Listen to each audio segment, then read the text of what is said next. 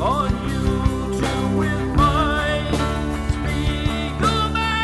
Hi, this is Carl. I'm Mike's friend. I wrote this song. My turn-ons are dancing in the dark, kissing on a lark, and peeing in the park. You should follow me on Twitter. It's Jokes to Carl. That's the duh of Francais, not the duh of dumbass. But never mind that. Don't follow me now. Follow me later. I mean, for right now, let's watch a full-length movie On YouTube with Mike Spiegelman. Welcome to LWAFL-MOYT. That stands for Let's Watch a Full-Length Movie on YouTube with Mike Spiegelman and Carl. Carl, welcome. Well, thank you. You're in rare form, but it's not so rare. Thanks for having me. I'm always excited at the beginning of the show. This is a 2-hour show, so we start off our show fresh. If you want to subscribe to our podcast, you can by using our acronym. It's LWAFLMOYT. We have a fantastic YouTube channel that Carl moderates, I guess, or tolerates. We watch a full-length movie on YouTube, and we do this every week. We stream first on mutinyradio.fm. We're on it right now, every Sunday at 2 p.m. Pacific Standard Time. 5 o'clock Eastern Standard Time, 11 a.m. Hawaii. What is it, Mountain? It's 11 a.m. Hawaii time, 2 p.m. Los Angeles time, 5 p.m. Jersey City time. Wait a minute, you don't call it San Francisco time anymore, you snub? You're LA now. I'm in Los Angeles. Okay, yes. Well, the station does broadcast from LA and from San Francisco. Yes. Yes. Listen, people, call it Frisco. Just do it. Bite the bullet. Do something new. Call it Frisco. Oh, yes. Well, back in my hometown of San Fran. The gay area. How dare you call it? Just call it Frisco. Frisco. People call it Frisco. There's no shame in the game. San Fran is a shameful thing, but people Janis learn. Joplin called it Frisco. Hippies call it Frisco. Yeah. William S. Burroughs called it Frisco. Yeah, and he shot his wife. Oh, that doesn't mean he. Okay, never mind. So it's a rich history of the Bay Area. MutinyRadio.fm is part of it. You can go to MutinyRadio.fm, hit the donation button, send some money. You can send it through Venmo at Mutiny Radio. Helps the station out a lot. We're going to watch a full-length movie on YouTube. We want you to listen to the show as audio while watching the video on YouTube at the same time for a multimedia extravaganza. Oh, it's just titillating. It's multimedia. Mm-hmm. Carl, what is the movie today? Today we are watching Finders Keepers 1984. Finders Keepers 1984. I don't need to spell that for you. And the channel we like is a little weird. It looks like 4YPMOE, but it's not a 4. It's like a Greek symbol or a Russian symbol or a Eastern. It looks like a foreign print of the movie, but it is actually in English. So don't fret. Mm-hmm. They were able to post it. So go ahead, find the Greek Russian letters.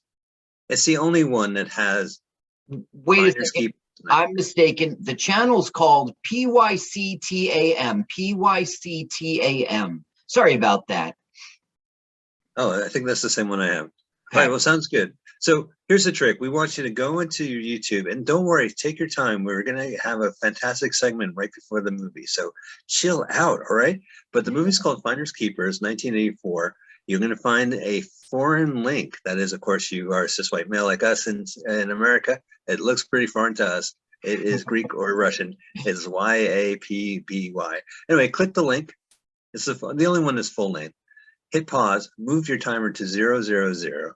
And when we say go ahead and hit the go button. So take your time. We're really excited. The person who's going to say go is a celebrity comedian as part of our weekly celebrity comedian countdown with Carl. And this is a great segment that Carl produces. He talks to one of the many great comics out here in the Bay Area and in Los Angeles, in New Jersey. Carl, take it away. Ladies and gentlemen, welcome back to Celebrity Comedian Countdown, this time with Ryan Lodge. Welcome, Ryan. Thank you so much for having me. Now, I say Ryan Lodge, but that's not how you appear on Facebook. You're Ryan Patrick on Facebook. I mean, could you get any more Irish? What's up there? How could you got a different name? I know you can't trust somebody with two first names, right? So I guess yeah, my real name is Ryan Lodge, but my I guess my stage name is Ryan Patrick, honestly, because my wife is a teacher, and not that I do any kind of crazy material that would, be deemed offensive or, I get it. rated NC-17, but just in case, I always do my first and my middle name. Oh, So so your middle name is Patrick, so that's how you arrived at that. yeah. I tried to think, I was like, should I get something cool? But I couldn't think of anything cool. And then if it's like too forced, then it would just look weird. And then do I go just by Ryan? And I'm like, I don't think I can pull that off. Like, Right. so I just did the first and middle name. So when people bring you up, you are Ryan Patrick. For the most part, yeah. I mean, there's still a couple people, and this is somewhat recent, that I've kind of started going by Ryan Patrick, I guess.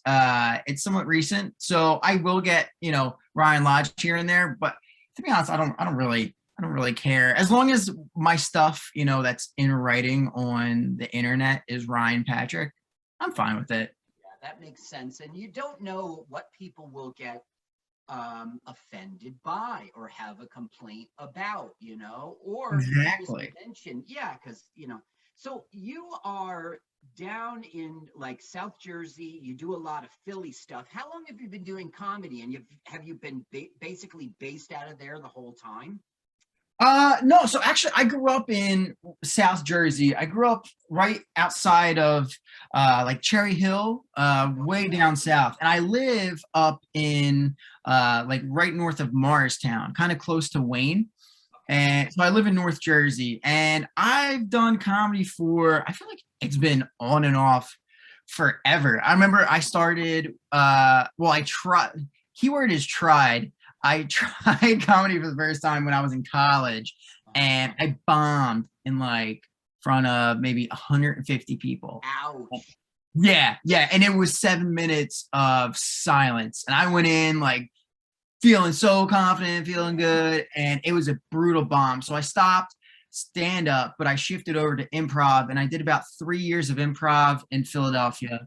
Then I moved up north with my girlfriend, now wife at the time, and I found there's a theater called Rhino Theater in Suffern, and did improv there for about, I think it was like 2 years. And eventually I just got the stand-up bug. I'm like, I gotta do it. And ever since then, it's been 100% stand-up. I love it. It's like a beautiful, what's the word? It's a beautiful struggle, I guess you could say, Yeah. Now I know you do comedy at Rhino. I know that you're the host there on Thursdays very often for their mics. There's 2 mics there. So what, it was a natural transition from improv to comedy there, or did you go away and come back again? No, it was funny. Like while I was doing improv, the woman that owns the theater, Maria, she gave me a chance, and she's like, "Oh, you should try hosting the open mics for stand up." And I'm like, "Oh, I don't know if I can do that." Like I was freaking out, and I'm like, "Okay, fine, I'll try it." And I tried it, and it was a lot of fun. And the people are so friggin' awesome. Like all the comedians, like I think a lot of people out that aren't actively doing comedy or have always thought about doing comedy, I don't think they realize how awesome of a community it is and how friendly everybody is. It's awesome. It's so cool. So once I started doing hosting open mics, that's when I got the bug, and I just really wanted to get more and more involved with stand up, and started just doing open mics and just kind of really dove into it. So if anybody is thinking about it, definitely do it. Nobody is intimidating. People might look intimidating, but comedians are awesome people. Now you've also got it going on YouTube. You're working on this pilot. It's called New Joke City. Now I know you're not old enough to remember New Jack City. That's probably where that title comes from. What, Richie Dugan and DC are with you there? Tell me about this pilot. Yeah, so it's called New Joke City, and what the idea behind it is, Richie Dugan ended up having this idea. He wanted to interview comics, and he also wanted to kind of show the contrasting of material on the street and in an actual club. So I got super lucky. They wanted me to host the show, and I said, of course. It was such a great idea. And this other guy, DC in the city, he's in video production, super professional, and he takes these ideas and makes them a reality. So Richie and DC, they work together, and for the past what is it, October, July, I'd say like 3-4 months, we've interviewed almost 10 comedians just in the streets of New York City, whether it was in the Bronx, Washington Square Park, Union Square Park. And then we'll actually do a 5-minute set in public in front of really? random people. Yeah. So that's been so interesting. You see so many different characters, and it's great to just see the city just, what's the word I'm looking for? Raw? Is that a good way to put it? Yeah, raw. And then turn on the camera and whatever happens, happens. You're doing street comedy. Yeah. Yeah, and then magic. it's really cool. And then at the end of the series, like after every 5-6 comedians we interview, they put on a show, like an actual show with all those comedians featuring, and you get to see, I guess, the difference between that material working on the street, the same exact material working on stage in a club. And the difference is unbelievable. Yeah, I'm sure there's a contrast there. Now, DC is Dave Carey. Is he from DC? No, he's from Central Jersey. But yeah, we started working together during the pandemic, actually, through Zoom comedy. So yeah, crazy how it just kind of all worked out like that. Yeah, Zoom, it's a new world, and I don't think it's going away quick. I think it eventually will go away, but it'll be years now that we all know about it, you know? Yeah. Oh my gosh, yeah. Yeah. So listen, Ryan, how can people find you out there on the internet, on social media? What's your tags and on the Twittergrams and the Snapple chats? Oh man, well, let's see. I'm on Facebook and Instagram as Ryan Patrick. Ryan. I think on Instagram my name is Ryan Patrick Comic. Very original. And I'm not really on Twitter that much. I just feel like during the day, I don't know. Some people tweet all throughout the day. I kind of wish I had that time. Yeah. So I'm mainly just on Instagram and Facebook, and then YouTube. YouTube will have New Joke City come out. I think it's around November. We'll have everything out and about, and yeah, it'll be fun. So yeah, YouTube, Instagram, and Facebook. So this should be airing in November. So people go out there and look for New Joke City. I think this is the, if you want to be entertained, I mean, you know, with the street comedy and everything, I think this is the one to check out. So, yeah. Okay, now everyone at home is poised to watch this movie with us in the studio. We're all going to press play at the exact same time. So Ryan, why don't you take it away and give us that celebrity comedian countdown? Okay, ready? I've been practicing, so hopefully this is good.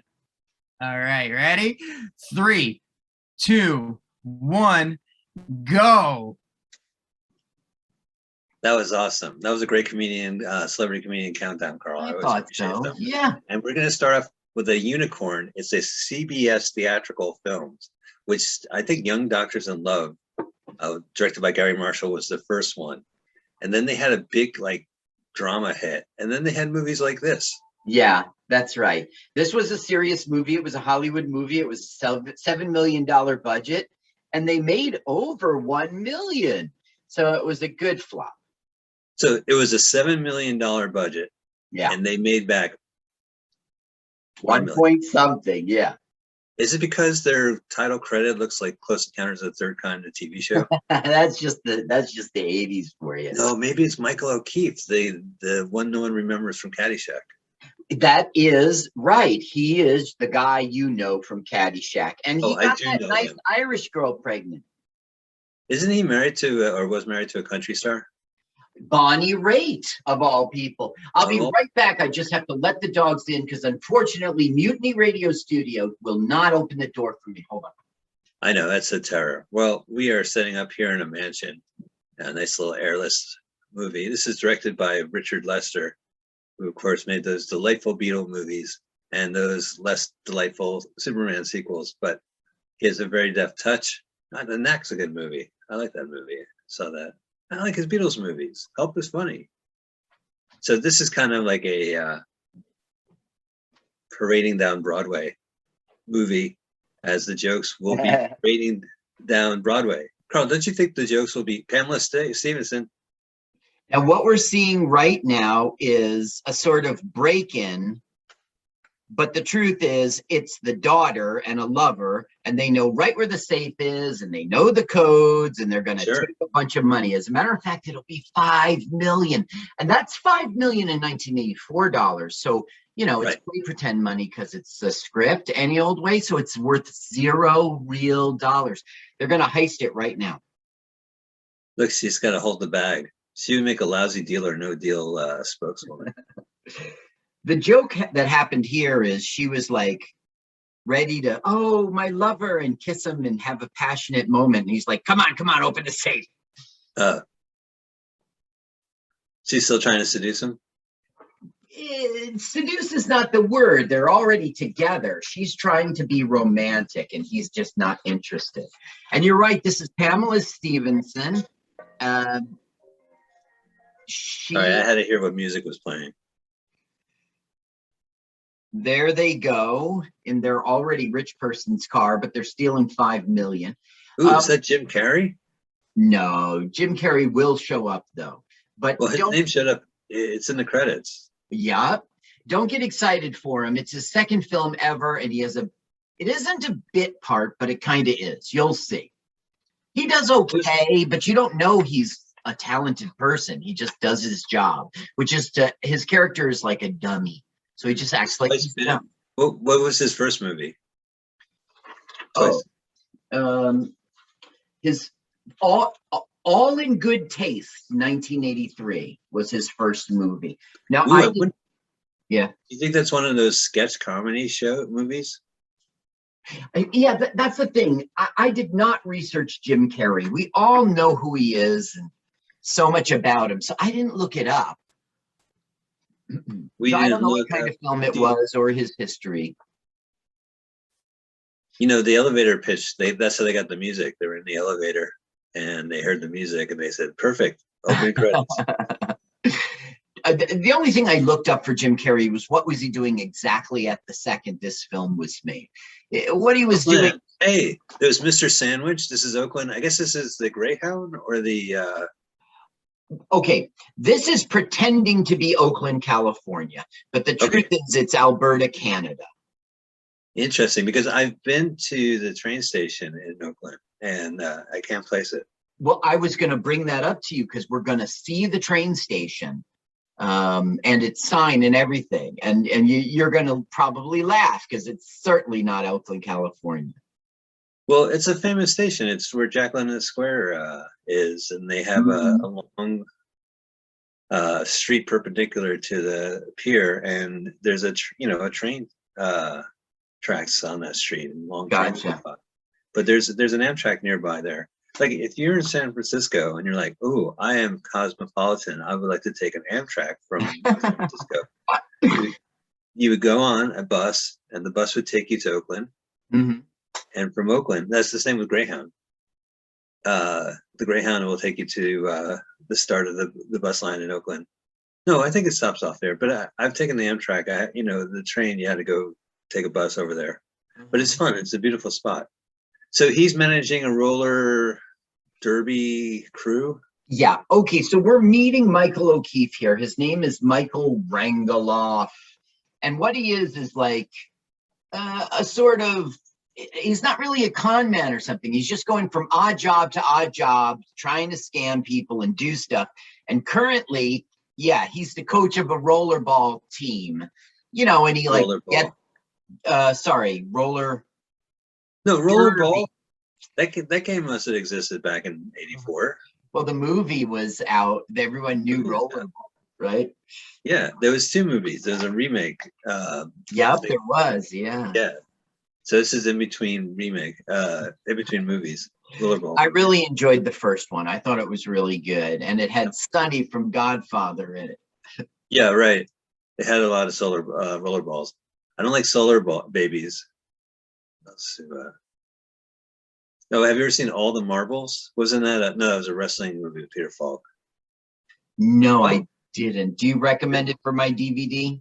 No, Drew Barrymore is in a good movie called Whip It. I would recommend that, and that's with Andrew Okay. Wilson. Whip It. Drew. Andrew Wilson from Church Ball is in Whip It, and it's about Drew Barrymore joining a roller disco derby. Okay, team. I'll check it out. And if you see, look at that, comedic, entering Oakland. So is this really Oakland? No, it's Alberta, Canada. Look at that tower there. You ever see that in Oakland? No, I never seen that pointy tower. Never seen a house like that. Okay, here is like, now it's a crime scene. And so the cops will be there and the FBI will come in. Look, I got to try to get this dog in again. I'm sorry. There we go. Somehow this is not California. No, this is North Carolina, right? Didn't they announce where the house was? Oh, look at this, the same actor who's playing the. He's late for Felix and Oscar's poker game. You don't think that cop is like has been in everything? I think so. Oh no, I got an ad. Jeepers Creepers. No, I didn't get an ad. It's just the same movie. It just switched. We're at a church. Maybe it's an ad for Jesus Christ. Hey, Okay, movie I'm starting patrons. it back. They're both inside now. My wife's in Florida. My kid is sleeping. Everything's cool. Oh, you got the dogs in? You did, right? Dogs are in. Let the dogs in.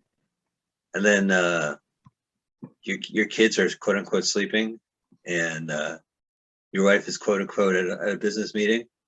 No, she's in Florida because there was a passing, and 2 of the kids are at college. It's just the one boy upstairs sleeping. And stop making me a quote unquote guy. Oh, hey, look, it's Jim Carrey. So he's on the run from the rollerball team. Meanwhile, they're investigating that robbery. Okay, and these 2 things will come together and marry each other on a train.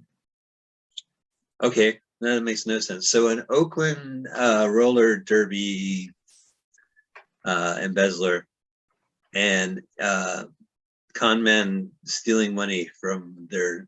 Okay, they're going to meet on a train. I got you. Why don't you say that sooner? Yeah. Well, I was letting the movie do the talking. You know, this is Ayn Rand's least favorite train movie, followed by Atlas Shrugged, part 1, 2, and 3. So now, you know, he's got a moment of reprise, and it's going to turn into a situation in which he's basically sleeping with a woman in the bath upstairs. That's how slick he is. That's Brian Dennehy, right? That is Michael O'Keefe. No, not Michael O'Keefe, the guy in the blue suit. Uh-oh. I don't know what minute you're at. I'll pause it. That's the only way I can do it. No, I'm at 2:10. 2 minutes and 10 seconds?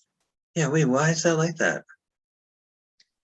Mike, I'm going to have to kill you. We're going to have to start the episode over. Oh, no, you know what? It switched. It switched to Jim Carrey. Yeah, we got to do this another time. All right, I'm pausing.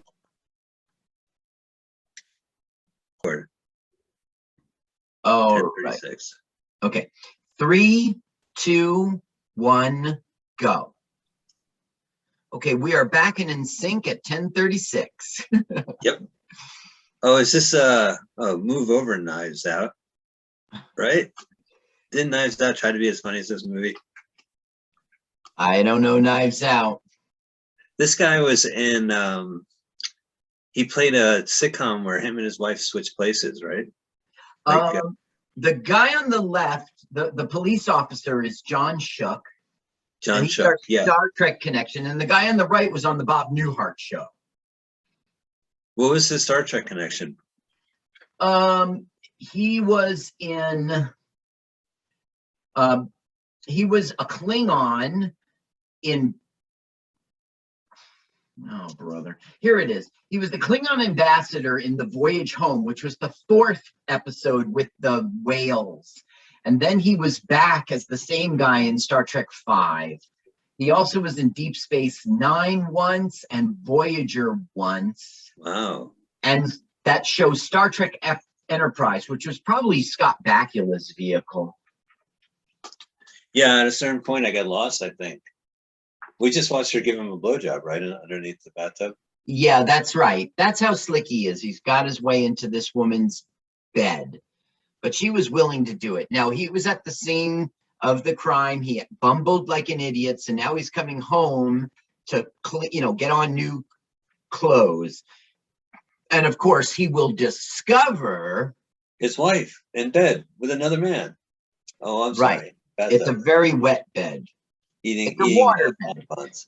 Now, this movie takes place in 1973, even though it's an 84 film, because it's Vietnam era. And they're in a waterbed. Waterbeds were very popular in the 70s. Oh, yeah, sure. They're so hard. Like, I don't know what to do when they get soft. I mean, is there something I need to add? If your waterbed is soft, you probably need to put it in the freezer. Okay. Or lower the air conditioning in your room to sub-zero. Yeah, you need it to, it's a freezing process. I like to get the millennial waterbed that comes in a box and you open it up and it opens up. And you just put the entire waterbed mattress in a box. It's incredible. And you sync it to your phone and. You sync it to your phone. Oh, look, he can't hold his breath. Caught. Look at that chest. That's a classic 70s chest. Just nondescript. Oh, it's a cop. They're doing this dumb ploy that he's the plumber's son. And okay, I think it's all fixed. There's spider webs in this bathroom? Really? Yeah. Look, like behind them. Oh, those are spider plants. Well, it's so funny. It's a gun up his butt. We've all been there, am I right? Oh my God, that's the least favorite part of these hot tubs. Hot bath. Hello. Oh, look at that Yakuza tattoo on the back of his on his back. Giant dragon. Kwai Chow Chang. Really holding up that police car. He was a Shaolin. Right. He was nice enough to hold up that police car for them. So is this still Michael O'Keefe? Yeah, and we're getting backstory like, a man named Century. We're like learning about you came from a foster home. Like we're learning backstory. Oh, good. Yeah, because once we're on the train, it's all systems go. Well, Century, the guy they're referring to, that's a person's name, Century. He will show up later. So they're setting us up for that. Oh, Century worked at the foster home? Yeah, well, he was also a member of the foster home, but he had like 12 years on Michael O'Keefe. So he was like a mentor kind of guy in like being a con man. And now we're seeing a flashback of it at the orphanage. Are you okay, Michael O'Keefe? Let me pick you up. And I might happen to be Louis Gossett Jr. Great. Wow. Would you take a picture of us? Yeah. So they're both in the foster home and he picked them up. Yeah. Well, I don't know what you mean picked them up. Well, he got him out of trouble and lifted him in his arms. Yeah. like he picked him up. With his arms. You're so literal. Uh-oh. Hiding from the roller Roller derbyist. Yeah. 6 o'clock. Crash. Oh my goodness. Maybe Uh-oh. our hero will take advantage of this to run away, as if the back door of a cop car would be unlocked. It might in 1984. They don't really know. It's Reagan's America. 73. It was Nixon's America. Oh, 73. Right. And in Oakland. Boy, you got all those. Now, they've got the money that they stole in a hearse, and this is their cover. Okay. Oh, it's in the hearse. The $5 million. Driver guy and the $5 million is in the hearse. Driver guy and grieving widow. That's a perfect scam. Oh, it's going to work. It reminds me of Sting, because what a great Sting. Last episode was, no, when was that? Yeah, it was a couple episodes. Brimstone and Treacle. That was last month, I guess. Yeah, just listen to it. Army Navy store. But there's a hippie in the Army Navy store. So he's got a watch that's worth money. So he wants to hawk it for clothes. Meanwhile, here we are at Oakland train station. And clearly, from all the years in Oakland, you can see that it's Oakland train station. It has to be the real Oakland, right? Why would they actually bought a sign? Yeah, they bought a sign that says Oakland. This is Alberta, Canada. It's Leith. So he got clothes, but it's Army Navy store, so all they have are uniforms. Right. So he's going to even wear the McDonald's hat. He is stealing some valor. So I won't list them all, but there's a bunch of cities in the province of Alberta. That's where this is shot. And it was the second one for this director because he had just finished Superman 3 in Alberta. Superman 3, hot off the heels, 1983. Mm-hmm. Dick Lester was our director. Lois, this food is delicious. Clark, you're eating dog food. Yeah, there it is, Oakland. It says Oakland. So it must be true. Is it Amtrak or is it like I can't see with the pixels. It's called AmRail.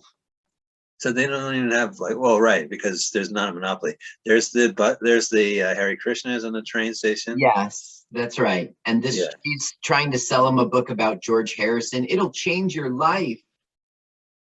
Interesting. Is there a callback? They introduced the novel of George Harrison in the first act. No. Now he's a pretend military guy, and he just walked into Oakland with her. There's a lot of military guys. Look, they're even playing dice. There was part of Oakland. There was a naval base, right, or army base. I was down there and saw the theater there. It was beautiful. Like the Presidio, the military was there until the 80s, basically. Uh-huh. Maybe Mark Harmon's movie, The Presidio, and then MPs are coming. Everybody clear out of here. Look at this comedy, just parades down Broad Street. Now remember, he's a civilian in a right, stolen valor. Now look, you see the flag? He left it. But he didn't leave it. It's not his. It's those other guys who ran away. So the MPs are like, "This your flag?" And he goes, "Yeah." So he goes and gets it, and the MPs think that something's wrong. Something's wrong. So they want to follow him to check him out. Right. Well, maybe it's because he's wearing a McDonald's uniform hat given to him from the Army Navy hippie. The Army Navy hippie gave him a uniform. So he quickly sees a coffin. So he says to the guy, "Stop!" And he goes, "There's $5 in it for you if you stop." So the guy stops. And he drapes the flag he coincidentally found in the bathroom on the coffin. And they're like, "Oh, this guy's escorting a, fallen hero." He gets away. This is actually funny because he doesn't know military. So he's going, when he's doing the salutes and stuff. That's it. But why is Dennis Weaver and what's her name not just going up to the guy and be like, "Give me my coffin"? Because there's $5 million in it, and they got a scam going on. Everything's got to be quiet. You can't go and make a big scene. "This is my coffin." Telephones. Bay Area hotels. You sure this is not Oakland? You It tell says- me you live It there. says Bay Area hotels. They're not. Doesn't look like Canadian phone booths. Pre-pandemic, you could use a phone, payphone. Now, the guy on the left, you don't recognize him because he's usually bald in movies, but he doesn't do a good job in this movie. But he's been in a million things. Right. Let's see, more than 200 films and TV episodes, career of 40 years. I can't say one thing in here you'd go, oh, that guy, because he's always the thug, the character actor. Like, okay, he was in The Longest Yard, but I'm sure he was just one of the football dudes. He was in The French Connection too. I'm sure he was one of the cops or one of the mobsters, you know? Right. He was in Wagons East. Amrail. Right. Now, the Silver Streak in 1976, Right. which was before this, was called Am Road. And the internet thinks they were trying to not, you know. Well, they can't say, it's strange. I'm pretty sure it was the only train company in town in the 80s, They still had a monopoly. What? Amway? Not yeah, the rails. Amway. Yeah. Yeah. I can listen, it's not a pyramid scheme. That's yesteryear. Amway is No, not Amway. Amtrak. American Amtrak. Yeah. It's short for American Tractor. Oh. Tractor.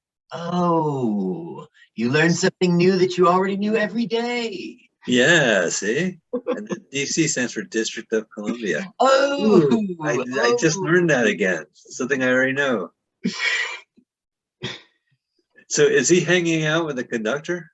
Yeah, and the joke is like, he's like, I'm escorting my dead friend or this fallen hero. But the joke is that like he's the world's oldest train conductor, and the president made him a promise that he's saying like, well, I can tell you all the presidents if you go back, and he gets the president's names wrong. It's not very funny, but it's the shtick he does throughout the film.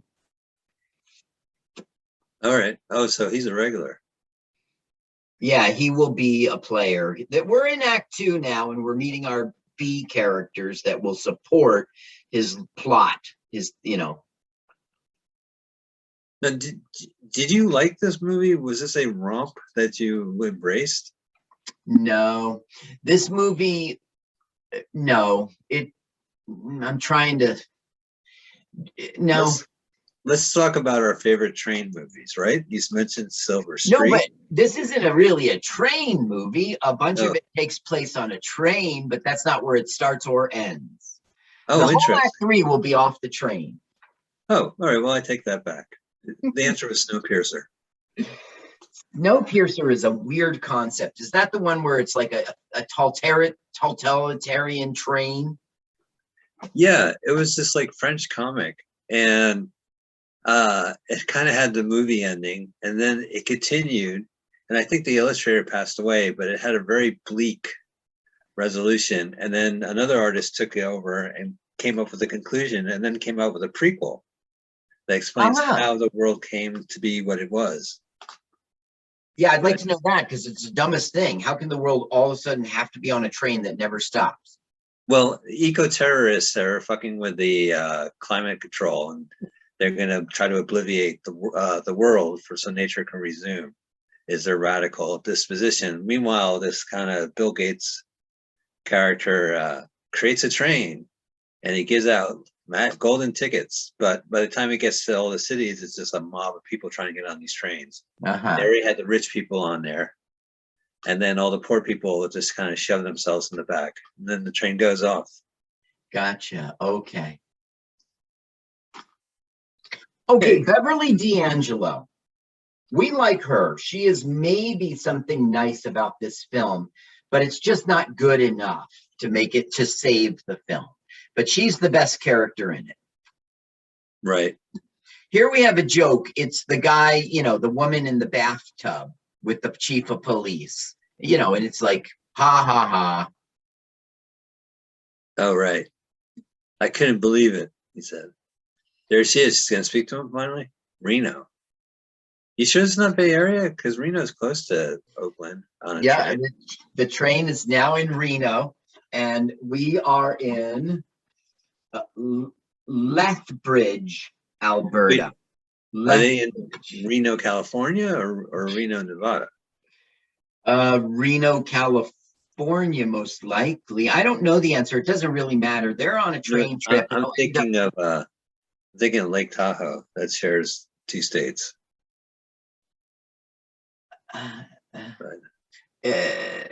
In this fictitious movie, they will go from California to Nebraska. Okay.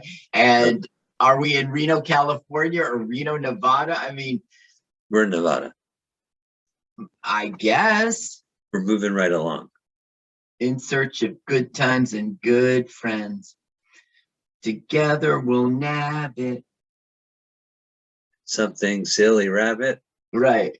Tricks are for kids, silly rabbit. Moving right along in search of.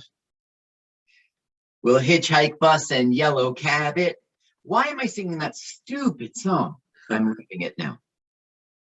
Okay, now, as you know, the coffin got away from the widow and the chauffeur, okay? Our bad guys.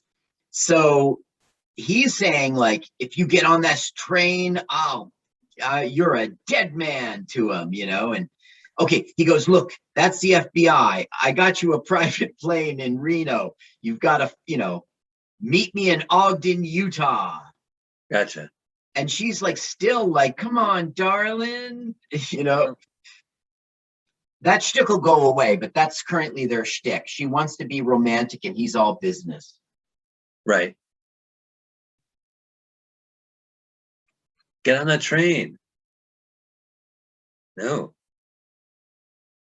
Okay, yeah, now Beverly D'Angelo and Michael O'Keefe meet, and they will be together for the rest of the film. What a gentleman. She is saying faggot and retard over and over and over. Really? Yes. Well, I was wondering why this movie was rated G. Why don't you go ahead and put up the sound? Just so you can stop the sound as soon as we hear a faggot or a retard. Shouldn't it be you? Oh, sit. Sit, doggy. I think you made that part up just so you can say those words. Oh, really? You turn the sound off? Turn it up till she says faggot. Ooh. Why are you staring at us then? Everyone's staring at us. All right, it's up. You want to stare? You want to stare at me? You want to stare at me? Look at her go. I'll give you something to stare She's at. drunk. She's not. She's just a kook. But the only refreshing thing about this movie is that she's a free spirit. You turn the sound off again.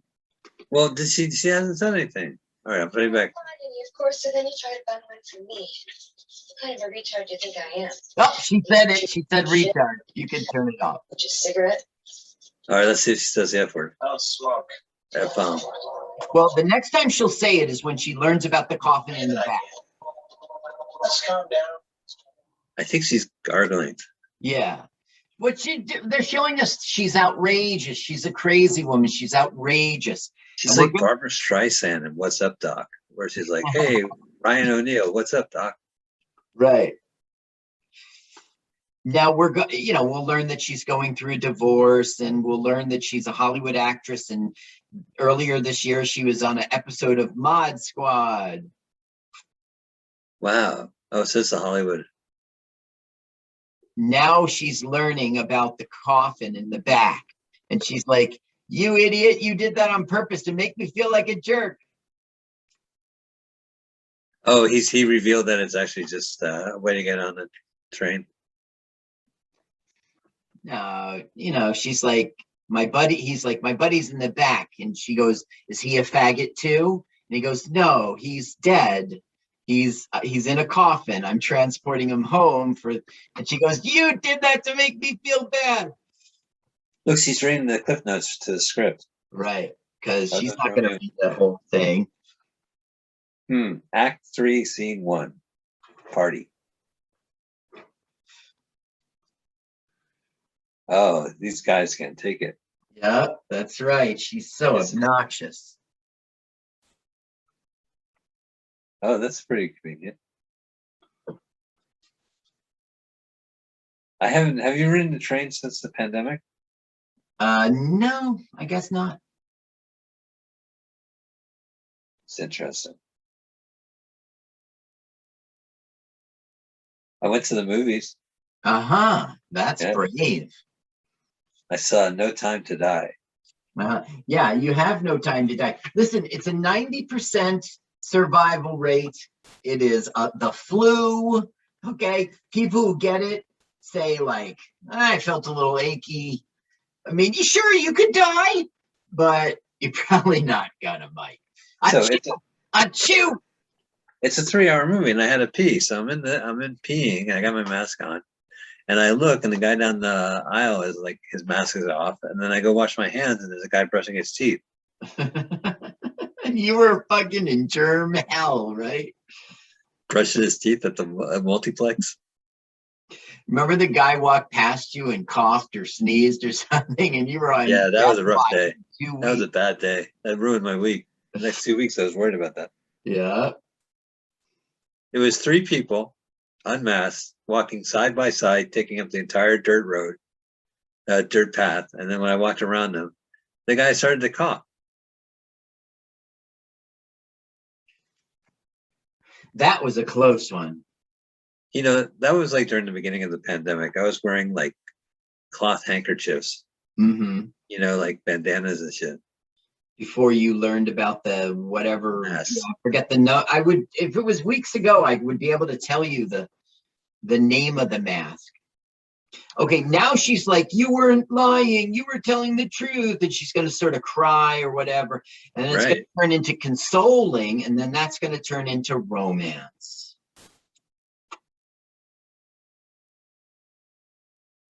Wow. Are they going to do it on top of the coffin? That would be a great scene, but unfortunately, I didn't direct this.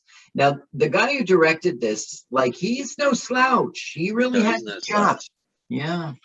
I was just saying, Richard Lester, I mean, he directed Superman 1. His version of Superman 2 is theatrically released. Superman 3, which he did before this. The Beatles movies. I don't think he did 1. No, I think he just did 2 and 3. Right. No, he did 2 and 3. Right. No, but And then- what made him big was England. Even though he's an American, he got his chops in England. But and it was still okay. Like, okay, in 1950, he was like a stagehand. Then he became the floor manager, and then the assistant director, and then the director. And that became in less than a year. Nobody else around knew how to be a director. He just got sucked up into it. A variety show he did, like Peter Sellers saw it. And so he tried to make the Goon Show, the radio thing, a television show, and it was Dick Lester. He had to do it. Right. So he was big in English TV. He did lots of shows in English TV.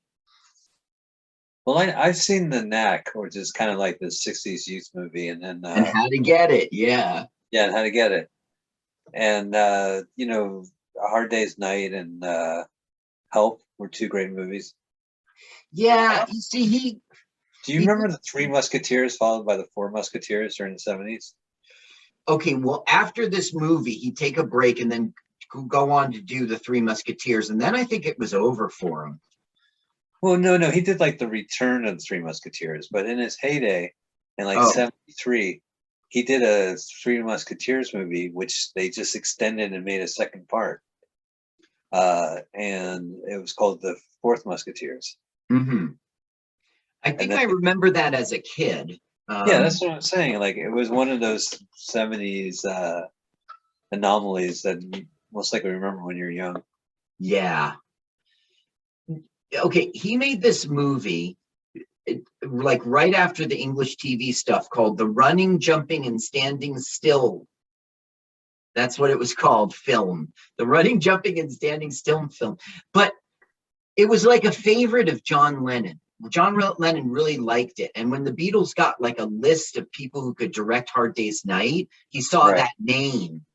And he says, oh, what's me this guy now does? Now back up. What are the Beatles? The Beatles are, it's like the most common form of insect. Oh, And they're not hive driven. They're like rogues, you know? hey, the They have FBI guy is in the like- storage area, but I don't see the coffin. That's right.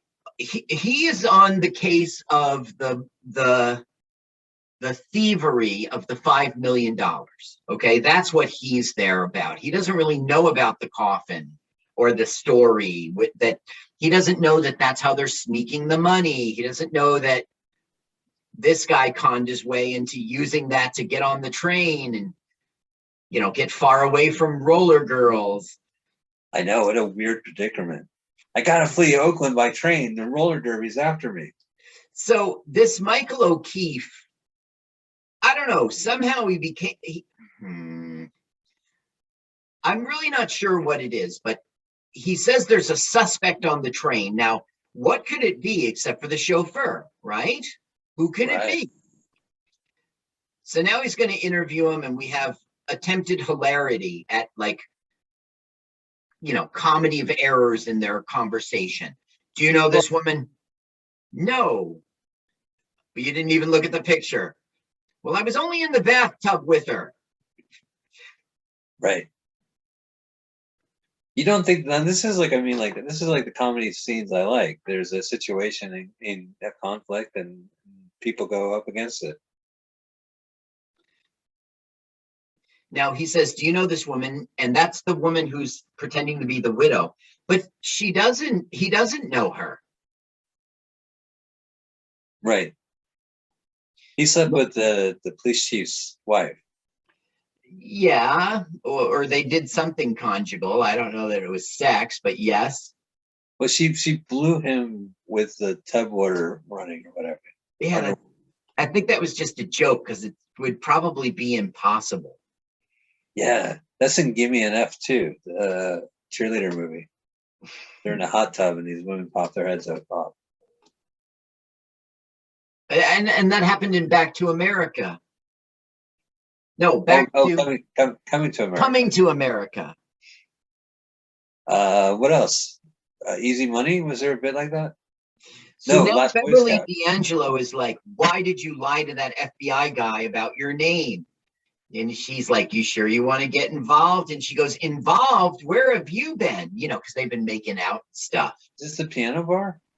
So yeah, it's a piano bar on the it's like a Wurlitzer on the tray. You know, they converted the food car into a bar for the movie. You see, this train buffs know this film, so a bunch of the sites that I found tells me all about what the train is.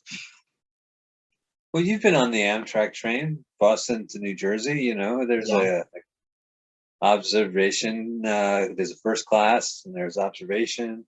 There's general seating. There's like little hotel rooms for, you know.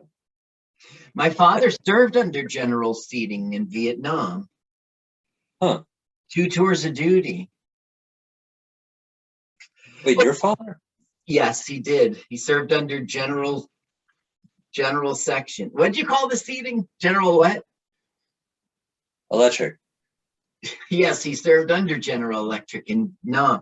Okay, so I just want to let you know, because you brought it up. This is there's a manufacturer called Bud. They make trains. So it's a Bud-built pocket steamliner of ex-Canadian Pacific cars pulled by a couple of former Canadian National GMD FP9A diesels. Well, I'll be. So this is all Canadian. Yeah, it is. No, this whole thing is in Canada. The train has 7 cars. 2 of them are domes. That's the sort of observational thing like you were talking about. Right. And Anyway, there's a lot of train sites that give a shit about this movie, just like a lot of bowling sites cared about that other one we saw. Oh, if I was into Canadian trains, this movie would be like such a pleasurable experience. Michael O'Keefe was the star of that film too. No, who was it?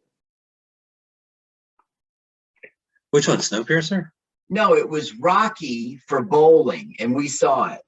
Dreamer? Oh, that was Tim Matheson. Right. They're both as bland. Now look, the bad guy told him, "You don't touch the cargo," or so he was in the car and he goes, "Wait a minute, he called it cargo, not a body. He called it cargo." Right. So he's like, "What?" He goes and checks it out, and he finds the money. And she found a photo of the heiress. Right. So what she thinks is Michael O'Keefe is really a bad guy who killed the heiress, put her in the coffin, and Beverly D'Angelo thinks she's next. So you can see it's a Three's Company mistake. Well, that's your comedy scene. There's a comedy of errors. Right. I mean, do you prefer it if Michael O'Keefe showed up and started knocking things over? Whoops, sorry. No, I have no preference.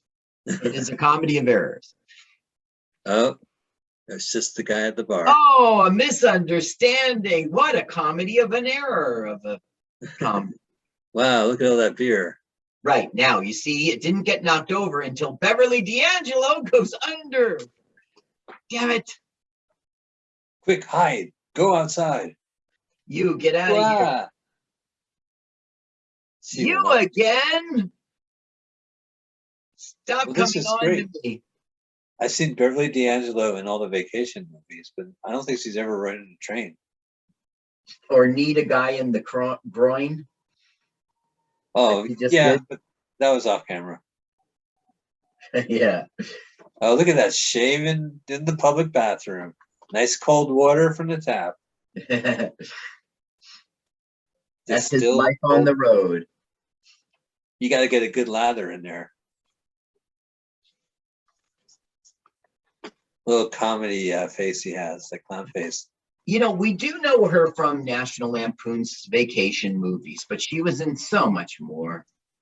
Oh yeah, she's great. She's phenomenal. She's probably the best things in those movies too. Oh, I don't know. I think Vacation was just a killer film, and Chevy Chase nailed it. And she was just playing the role of supportive. I don't know. She was okay. Well, let me see here. She was in Shampoo.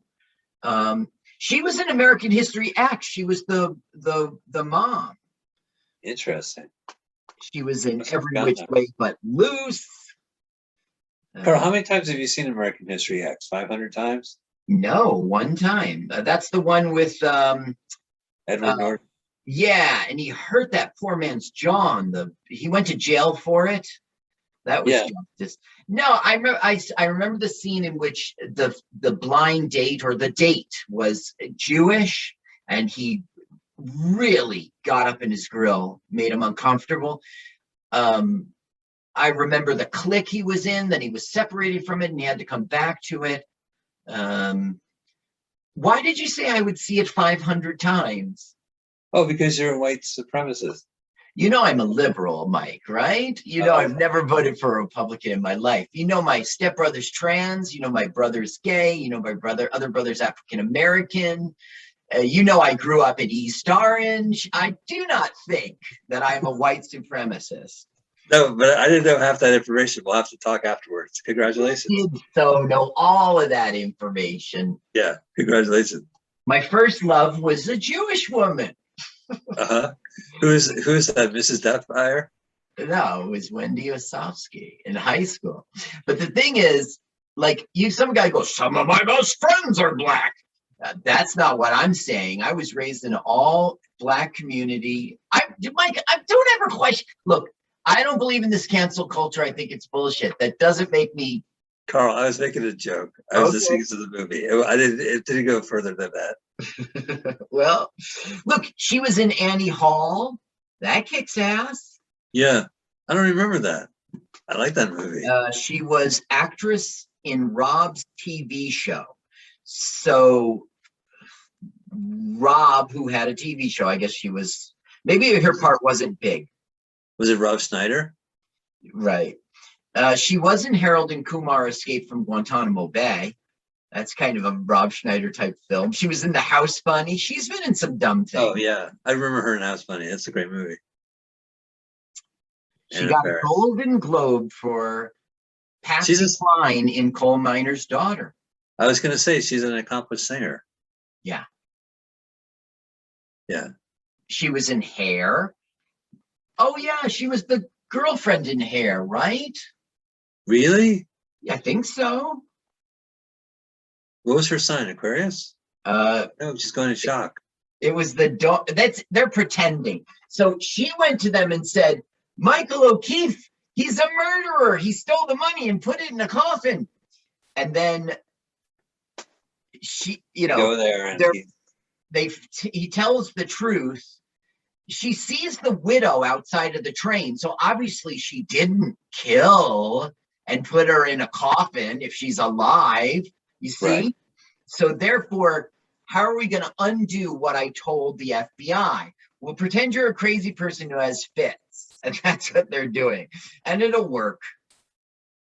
So he's pretending he's in the military and she's pretending that she has a mental problem. Right. They deserve each other, Carl. Yeah. Hope you enjoy your little private world.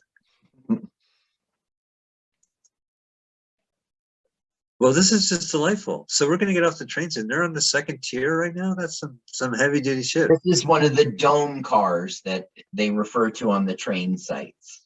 This is more of a commuter train. You know what I mean? Like people like go to LIR and push themselves in. Yeah, that's fair. But what do you know about the LIR? Oh, the LIR. Well, there's WLIR, which dares to be different. People call it frisky. Call it frisky. Look, call it, Frisco, and then every now and again refer to it affectionately as that's just frisky for you. So this is not Nevada or Nebraska. This is still Canada. Right. Right now we are going to go over. Okay, we're going to go over What? Old Man River and the Old Man River Bridge in Lethbridge, Alberta. And by the way, that was Vancouver's Pacific Central Station that they were pretending was Oakland, because train websites got me in the know. Well, I'm glad you said that because I did see that segment and I was killing myself. Like, did they remodel? Because they did do a renovation of the main hub over in Jack London, but it didn't look like it. It kind of looked like the Greyhound for a little bit, but it just didn't look like it. It's a good. I would recommend a TV show. We're back in Sepia Land. Turner and Hooch. It's a memory. Oh, Turner and Hooch, the TV show. It takes place in San Francisco and it's all digitally edited. So they're walking in like 3 composites in the background. It looks nothing like any city you've seen. That's weird. Yeah. Because I think he was in the Bay Area. Yeah, it might have been the suburbs. Tom Hanks. Mm-hmm. He lived. Oh, there we go. That's the last of this guy. Well, it's not, but yes. Now, That must have hurt. yeah, the stuntman. This guy, he was in Death Wish 3. Yeah, I remember him. He was Yeah, in do French something, Connection Charlie. 2. You still got to do something. Do it again. Something needs to be done again. That's what's for the Won't get on the crackdown. train. Hey, there's Century. Yep, that's Lewitt Gossett Jr. He got the message. When he was at the station, he called him and said, "Come help me, I'm in trouble." Oh, that's good. So they got their con man friend in on it. Right. And it's not his dad. It's not even his older brother. It's something in the middle. Like he's a teacher, but also in the same, he's a friend because he's also a an orphan, but I mean, he's like got 12 to 15 years on him, you know. Well, that's cool. So Luca, he did Officer and a Gentleman around this time, right? 84. Oh, good question. Lou Gossett Jr. So Officer and a Gentleman. I don't see it here. Iron Eagle was okay. Yeah, Iron Eagle. Enemy Mine. We know him from that. That was 85. Yeah, 1982. Right. 1982 was Officer and a Gentleman. So this is after that, right? Wow, that's crazy. Yeah, he was in some good things, but he was also in some crap. Oh, yeah, absolutely. And he wrote a franchise, the Iron Eagle franchise, which Iron Eagle was stupid, and he wrote it. Iron Eagle 2, Aces, Iron Eagle 3, Iron Eagle on the Attack, the fourth film. Oh, there's no 4. They just soaked it. You don't think fans were like, I really gotta know. I gotta know. What happened? No, I just need to see more planes. Yeah. And also, I think there must be another reason why you're watching these movies. Like maybe you're military and then you're doing the planes, the helicopters, the Iron Eagles. What are they? They're like giant. Iron Eagle they were jet fighters. They were. Maybe Iron Eagle was the name of their group or something. Look, I did see Iron Eagle and they were flying jets, but then I quit on it. It was stupid. I never saw Iron Eagle 2 through 4. Did you? Oh no, I don't think I've seen even the first one. I know there was like a Nicolas Cage movie with Charlie Sheen, which is basically the same idea. Mm-hmm. For military planes. Maybe they go on missions. I have to see the Iron Eagles now. You do? Okay, enjoy. He was really good in Enemy Mine. Enemy Mine is a good one. Yeah, he started out in 1961. He was in A Raisin in the Sun. That's why he got a career. Yeah, he was in the TV version of Blazing Saddles. The TV version, that's interesting. It was called Black Bart, and I think he was listed as junior. And the story went that to keep the rights to Blazing Saddles, Warner Brothers had to come up with a TV show within the end of the year. So they cranked out episodes of a TV show they had no intention of airing. Just did it to hold the credits. So the DVD of Blazing Saddles, I guess the Blu-ray has the pilot. Interesting. He said, well, what the Jerk 2, our friend Garrett, whatever his name is. Right. He is in it. Wait, our friend Garrett? Yeah, our friend Garrett from the Jerk 2 and Fridays. Oh, that guy, the star of Jerk 2. Right. He's in right. Okay, gotcha. He's in the TV pilot of well, that's interesting. It's interesting. I mean, why would you make a Blazing Saddles TV show? They had to by contract. Yeah, so they said the rights go back to Mel Brooks unless the studio makes a TV show by the end of the year. Oh, so Mel Brooks, yeah, he was trying to just okay, interesting. And then they screwed him over. They said, "Here's your TV show. Enjoy." Right. But I don't know if they screwed him over.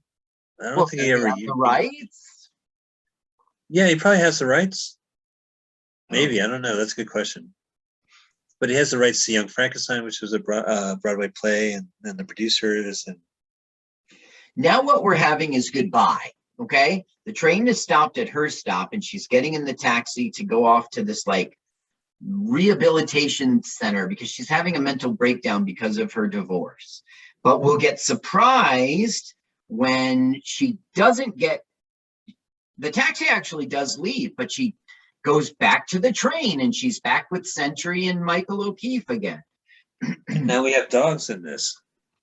Yeah, they've got like a bank. They're, it's like a Brinks truck has brought a bunch of money and it's going to be transported. So they have Doberman pinchers. Interesting. Is Yeah, it? Yes. all it's going to lead to is they need to get to the coffin and they can't because bark, bark, bark. And then it'll go away. I don't know. It's like, we need something here. And so they went back a couple pages and wrote in, okay, make a delivery of a Brinks truck. Okay. And then have Dobermans. Okay, good. And that'll stop them from. That's so funny. They needed a plot point. Yeah. Now, when they hug goodbye and kiss, she won't let go while the car starts moving. And that'll be our comedic point of this. Yeah, he has like a not painterly way, but it's definitely everything is storyboard. Like it's a comic book. You don't really need to know, like it could be dubbed in another language and still comes across. Which is good for Lester. Well, what's he saying right now? He's saying yeah. What's he saying? Okay, so he's a big man. He's the world's oldest train conductor, right? So he's calling President Nixon and asking him to reroute the train to Nebraska instead of New York so that they could drop off this boy at his hometown. Or he'll call Walter Cronkite. So Nixon has put in an executive order to, that's maybe not the right term, to AmRail to divert the train to Nebraska. So that's what they're going to do. That's no passengers seem to mind.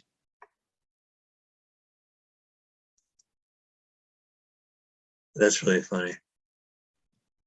So now they're catching up on old times kind of thing.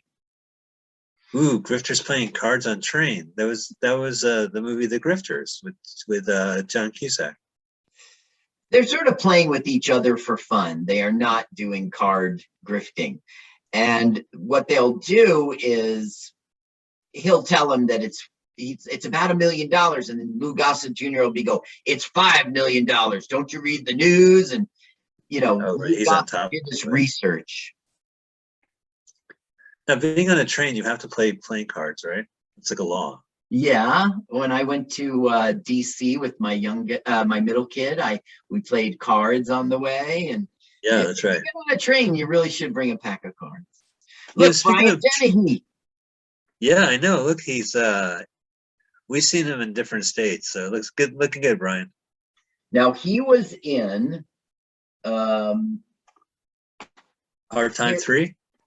No, he was in an LWAFLMOYT movie, Little Miss Marker. Huh. Remember, and I criticized his acting. Like in this movie, he's doing acting. He's a character. He's got a. But in that movie, he was just the thug who stood around and looked like a gorilla. Right. They wanted Dudley Moore for this film. Warner Brothers wanted Dudley Moore, but the director and the writer were like, no, let's do an ensemble cast. So they messed up. I think that makes more sense, right? I don't know. Okay. Dudley Moore might be funny on a train. Any movie Dudley Moore would have been in would have been really good. It would have been a hit. You know what I mean? He would have made you laugh. He would have been in wacky situations. Dudley Moore is always the way to go. What movie was he in that was bad? Mickey and Maude. Mickey and Maude, refresh my memory. That was a Blake Edwards movie with him and Richard Mulligan. Maybe I didn't see it. My memories of Dudley Moore movies are always spot on. Bedazzled's great. Yeah, Bedazzled was great. And 10 is funny. 10 is really good. Yeah, 10 is funny. What was that Goldie Hawn Chevy Chase movie? Seems like Old Times. Right, in which they were divorced and then got married. There's a murder mystery. Like they get involved in a killing at a movie theater in San Francisco. What was it called? Good Times, Hard to Swallow. Fair Play. Fair Play? Yeah, I think it's called Fair Play. Okay, but you didn't mention that one. You mentioned another. Seems like Old Times. You called it. Yeah, that might be a different movie. Yeah, that's the one in which Chevy Chase was married to Goldie Hawn, and then she married the like mayor of. Remember, it had all the dogs and. Okay, never mind. What was that Goldie Hawn movie where there was 3 on a wire? I don't know. We're about to see Jim Carrey. Should we see our Jim Carrey cameo here? Oh, I already saw Jim Carrey. My video went to the all Jim Carrey scenes from Finders Keepers footage. Not my plan, but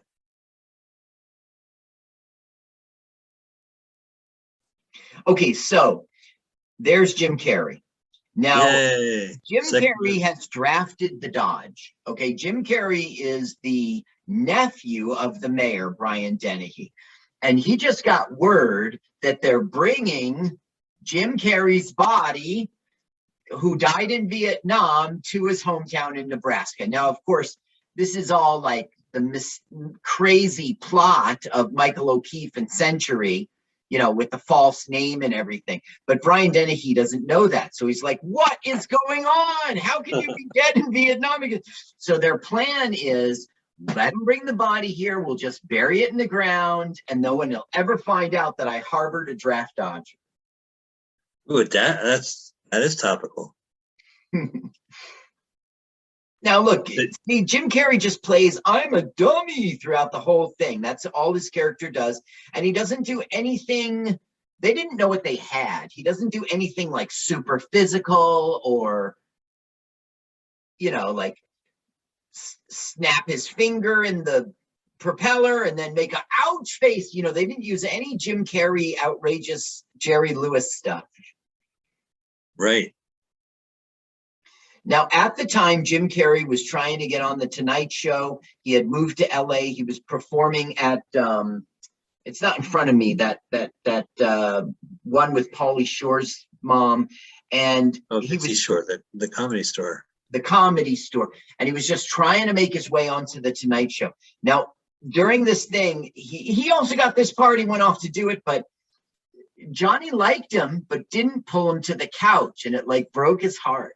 I know, it's such crazy politics. So anyway, that's what was going on in Jim Carrey's life. This was just something he did because he got a gig. Sure, I'm in a movie. I'm a comedian. He's not really a famous person yet. He wasn't on In Living Color. Right. Well, he did Twice Bitten, and then The Duck Factory, which is a TV show. Yup. And I guess Earth Girls Are Easy, where him and Damon Wayans have. Yeah, I forget what year that was. This probably has to be like late 80s, early 90s. Yeah, probably late 80s. And he was doing a bunch of Jim Carrey stuff in that. But, you know, it was after In Living Color really hit that he got a movie, and that was the Ace Ventura, and then it went on to The Mask. You know, then he just skyrocketed. Which is amazing because, yeah. All right, so it's a Dennehy. Yeah, what's going on here is he goes, you know, like, words cannot express we're sorry. He goes, so there won't be any. Put him. You know, it's like he's obviously trying to rush the coffin to the ground. But they're making a big deal out of it because he's the mayor and it's his nephew and you must be grieving, and they put up banners and they have a band.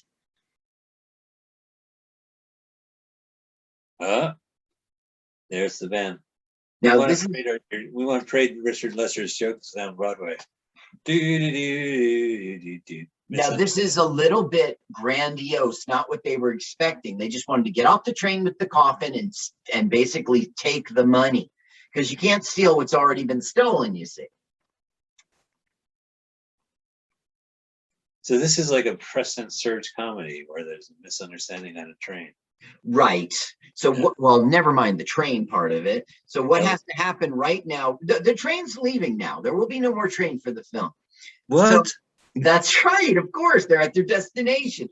So But there was a film called Hail the Conquering Hero where Eddie Brackett's on a train going home. He was honorably discharged from the war, and he meets fellow Marines who won't allow him to say that he got discharged honorably, and they create this lie that he was a war hero, and then it just escalates. Gotcha. So by the time he gets to the train station, there's a band out there. Oh, right. Well, that's what's going on here. So they have to think on their feet quickly. So Louis Gossett Jr. just happens to be dressed as a priest so that he can, you know, he's a con. So he goes, I'm the Reverend, I am the father, and he sees the baby picture. So he goes, bassinet. You know, they're just really quickly. She's reading a dumb poem she wrote. There you lie in your coffin. When you're buried, I will visit you often. And they're all rolling their eyes. So she's claiming to be the widow now. That, you know, he never told you we were married. Wow. So is he in the same? A thrown together story so they can con their way out of, you know, they just want to get along with the coffin and take the money. No, Michael O'Keefe, he's dressed up in a uniform, as us civilians would say. But do you know, as a citizen, like what branch of military service he's representing, and if by chance this widow is the same? The To me, it looks like he's an Air Force person, and he's got the stripes of a sergeant. That's what it looks like to me. I think that's an Air Force uniform. Is it green or blue? If it's green, it's an Army uniform. Oh, I got you. Might be blue. It's kind of washed out, and I get a blue vibe off of that. So that's why I was thinking it was Air Force. Right, because you go in the sky, which is blue. That's true. Yeah. Navy is white, Army is green, Air Force is blue. Navy is green, right? No. For the water. No, the Navy is white. Oh man, Army's on the ground, so they have green for grass, and Navy's, you know, blue, you know, they're in the sky, so they have, okay. So anyway, they're going straight to, you know, where is the mother? She's in prostrate. No, right. Prostate. And she goes, you mean prostrate? They're going straight to the graveyard to bury the body, which is just weird. You know, that's not the way you do it. You have a wake first. Well, they couldn't wake.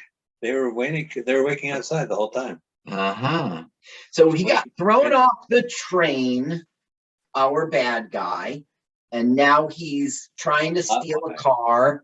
You know, he's basically he thinks he's trying to get to New York to intercept that coffin. That's what he thinks he needs to do. There's $5 million in it for him. But he doesn't know that the coffin is now at this other town. Right, Nebraska. It's now in, let's see, what was the name of it? It's the fictional town of High River, Nebraska. Fictional? Yeah. There's no real town like that? No, there is no High River, Nebraska. Now, there's one scene, and I don't want to ruin it, even though I love to spoil things for you. No, I'm not doing it. But you can see they're in the town of Vulcan, Alberta, and you can see Vulcan on things. Oh. And they just said, screw it. Let's just finish this movie. I'm not doing halfway there. I feel like we are halfway through this movie. We are. We're further than that. Yeah.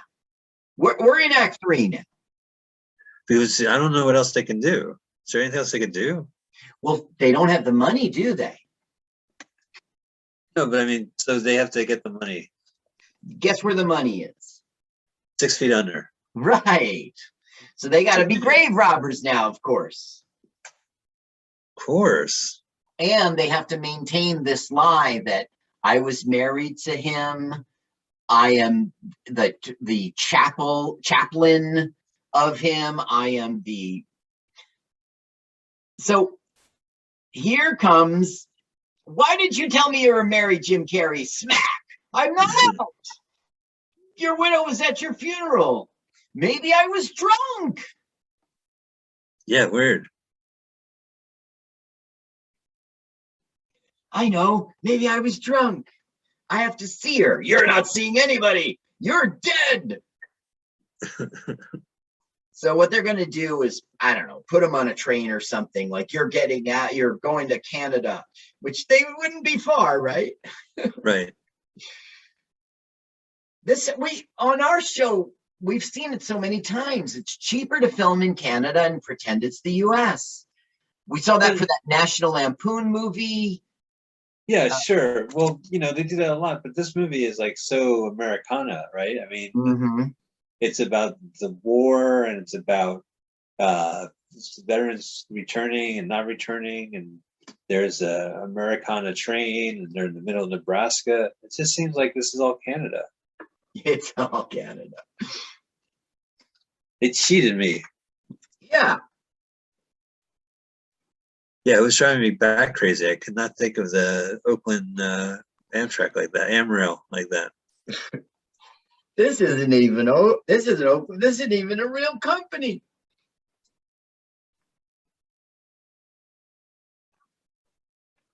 Oh, she's finally seducing him?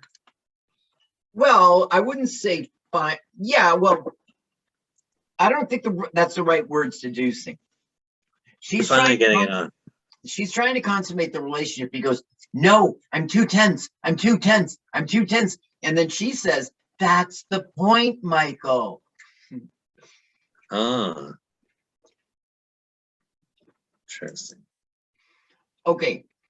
Now we're finding out that Walter Cronkite has flown to China, okay, for some negotiations. So he won't be on the news tonight with so-and-so. What are we going to do? Well, I've got this local piece about a war hero coming home.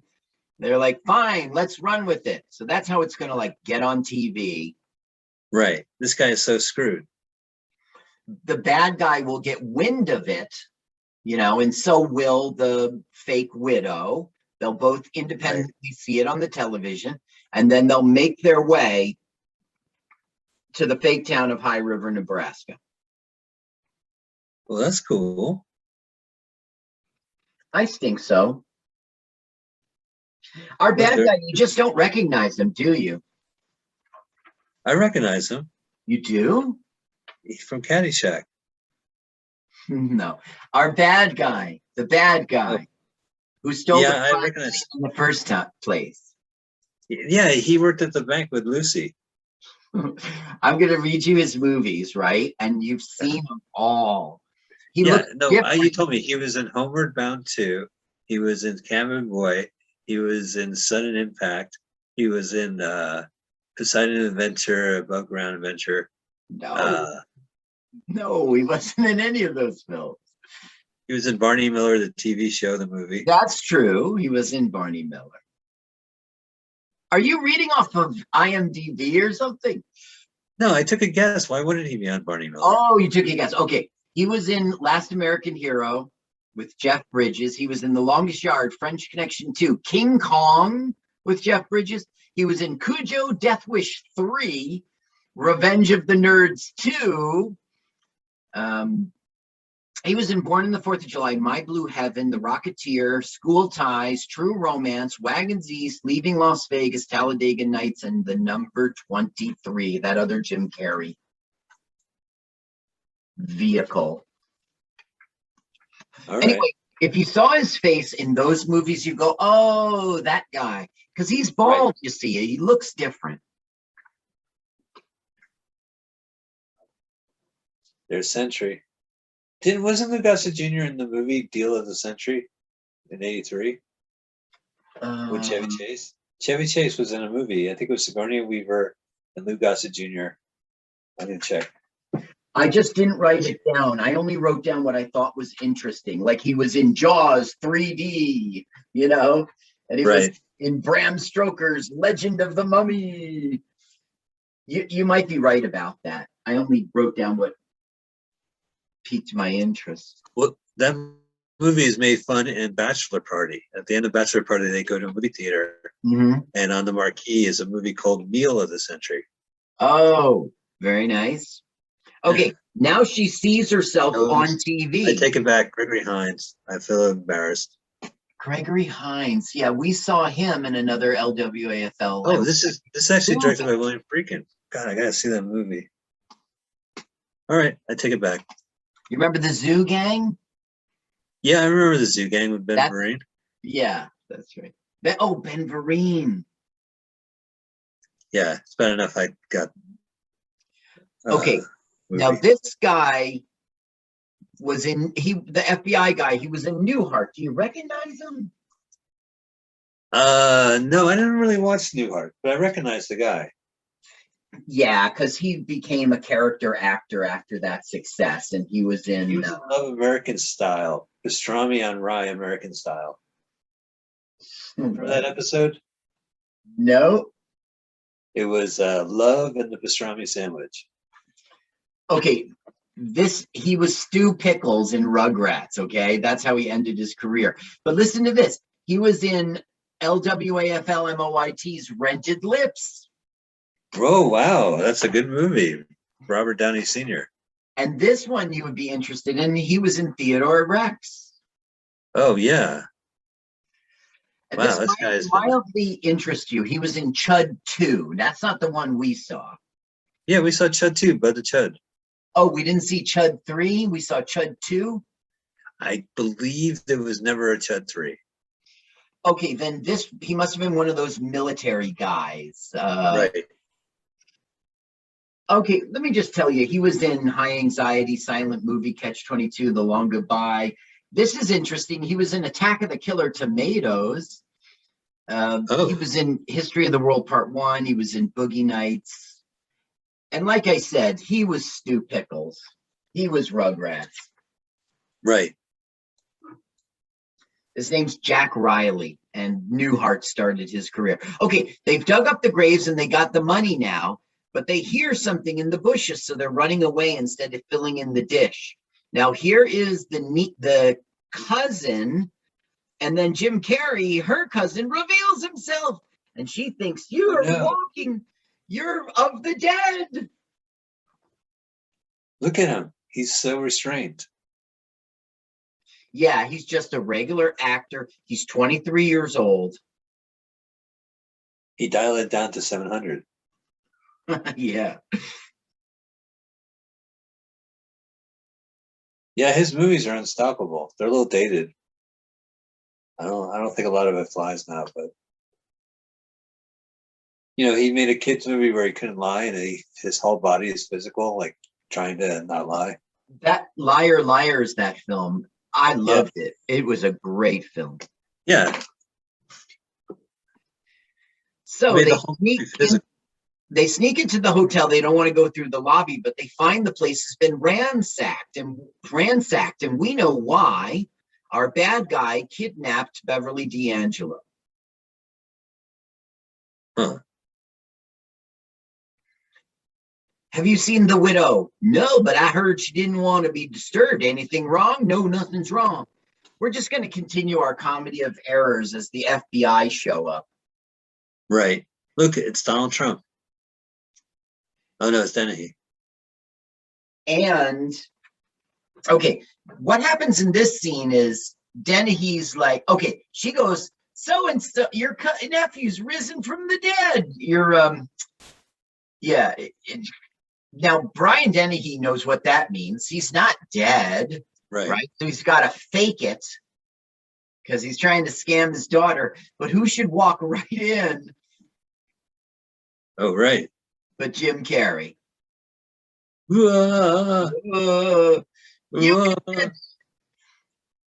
Hey, hello, Mr. Dennehy. You see, he is alive, Daddy. He's still wearing that uniform. That's right. Throughout the whole film, he'll wear this uniform and he'll be a priest. Right. But they better run. No, take it easy. Now, so your what I thought was Lou Gossett Jr. was going to say, look, they took this woman who you met yesterday. Let's take the money and leave. But no, that's not what he does. He's like, we got to go after her. He plays a video. So your girlfriend's been kidnapped. Now, check this out. The bad guy found an abandoned house, and now the movie's going to get good for about 15 minutes. This abandoned no. house was being moved. It's not an abandoned house. Little House on the Parkway. Very good. Very quick, Michael. Very quick. So this is as they do. Oh, what Rat Race? Cuba Gooding Jr. gets trapped in a moving Look house. at the bad guy now. Maybe you'll recognize him now. He's got his wig off. This guy? No, Michael. Carl. Oh, he's a cop. My mistake. Now, the bad guy in our film just took off his wig and shoved it into Beverly D'Angelo's mouth to shut her up. So next time you see our bad guy, maybe you'll recognize him from all those films. All right, I cannot wait. Which to me, I can wait. Which means I could wait. This is supposed to be like the goofy cops, you know, he's sleeping, his wife kicked him out. Hello? He looks worse in this print. This print's shabby. He looks even shabbier. Mr. Shabba, man. Shabba. Shabbat shalom to you, Michael. It's a lot of phone calls. What happened to his eye? His wife. We don't get to see that. It's just comedic. Yeah. These are, you know, it's the High River cops and they're dummies and, you know. Yeah, I get it. He goes, come on, let's go. He goes, do you want me to hang up the phone? He goes, come on, you idiot. Let's go. Now, for some reason, when he goes down into this dumpster, we hear a splash, but then he's not wet. Well, it's like garbage with that dumpster water. Yeah, it's dumpster water. Maybe it's just his feet went in it. You gotta, take a look at him. Take a look at him. Now, do you recognize him? Yeah. He was like a mean guy on Happy Days. Oh, he said, it's that girl.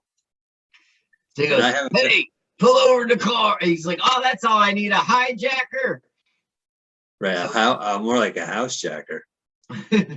He wants they should have done your joke. That would have been good. He wants the house to turn around and go back and where it was parked, you know, go back to the original spot because he knows that's where the guys with the money are coming. Oh, right. Yeah, they're far away from the money. Meanwhile, the Gateway Hotel. Oh, yeah, we're far away from the money. Michael, he's stolen Beverly D'Angelo, got her in a house, and he says, come to this address. So now they're coming with the money to, you know, exchange it for Beverly D'Angelo. But the house has moved. So he's saying, drive back to where we were. So I'm at the right address. That sounds like a his problem, not a Mike problem.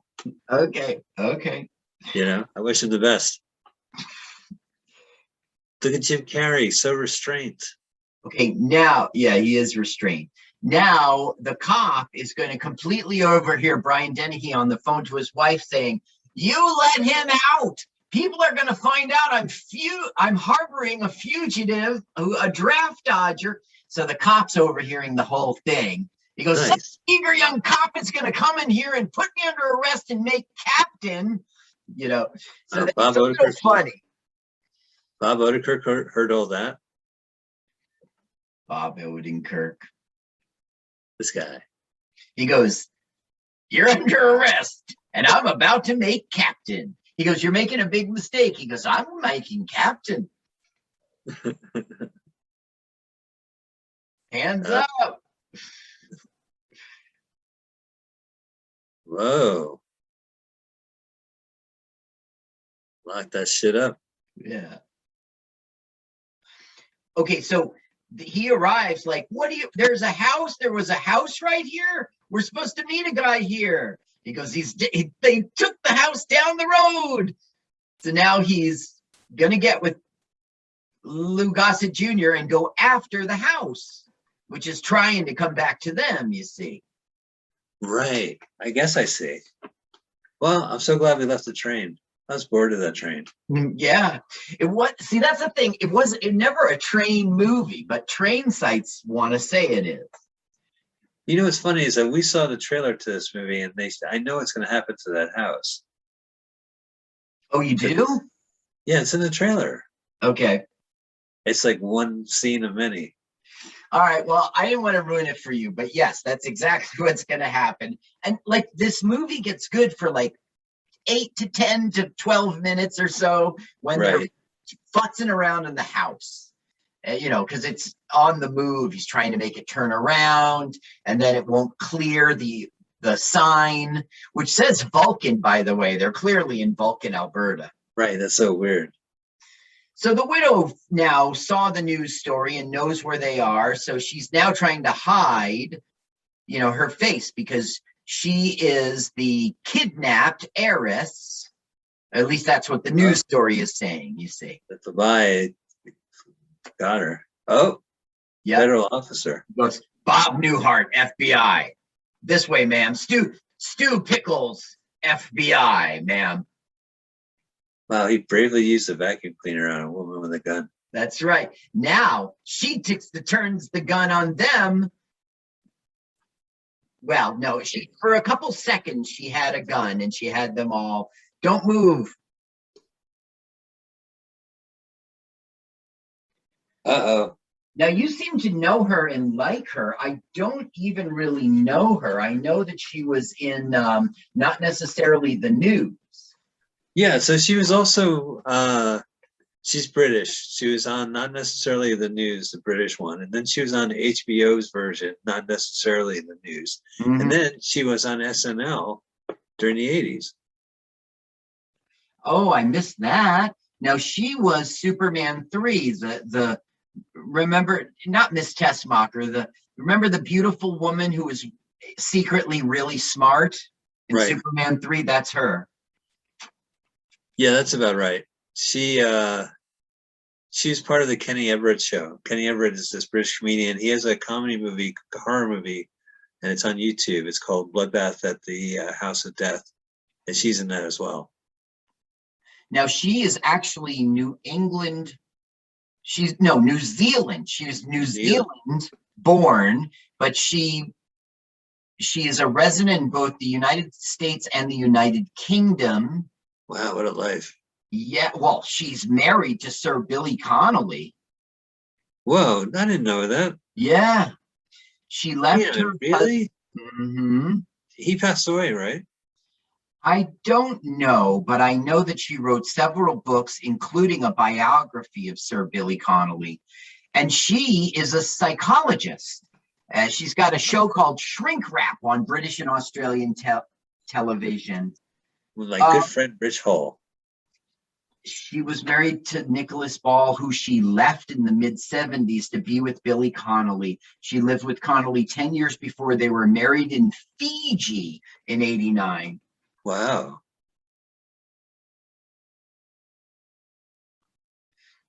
It's funny because Beverly D'Angelo really looks like she has a beard. Now, Michael O'Keefe puts his big boy pants on and beats the crap out of the bad guy. It's about time he did something. Like go his way. He's getting the gun. Drop! Beverly D'Angelo knocked her out. Now, Louis Gossett Jr. does not know how to drive a truck. You know, he doesn't know the gears or anything. You see, it says Vulcan. It's so obviously Vulcan, Alberta. So weird. Yeah, Vulcan. Welcome to Vulcan. Yeah, and they destroyed their sign. That's not a made-up sign. They didn't really destroy it. They had the gag built out. Yeah, you're right. So that's hilarity because the house, right, is gone. They've gone from Preston Sturges to Harold Lloyd. This has got to be part of the reason this budget was $7 million. They're doing this.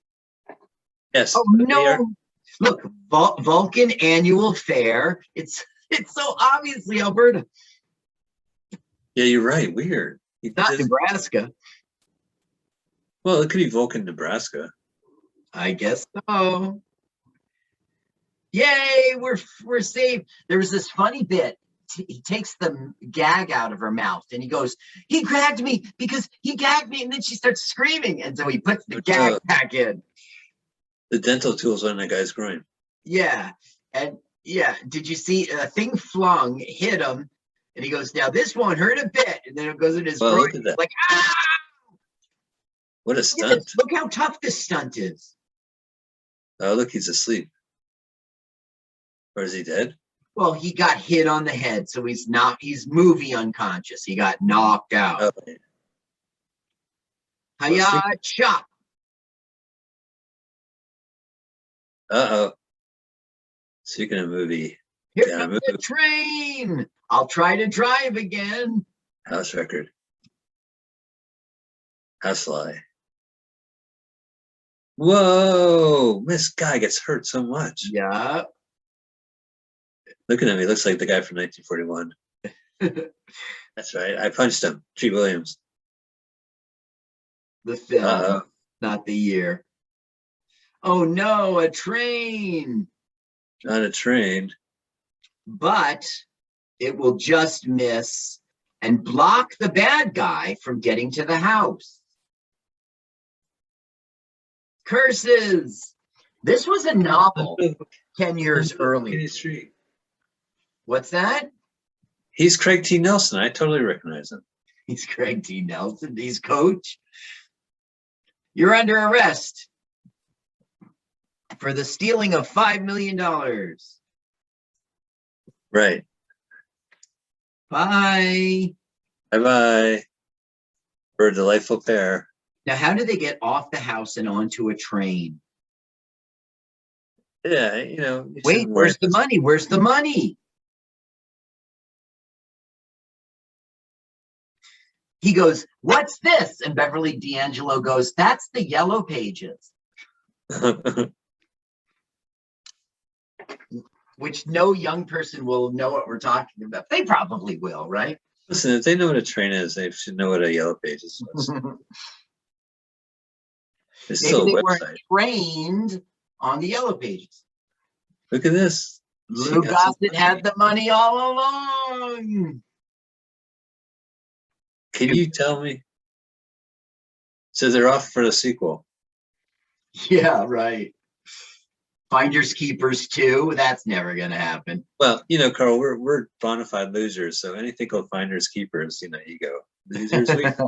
Losers, weepers. Remember, we were bona fide losers in the 90s, man. That was our We had a loser dance.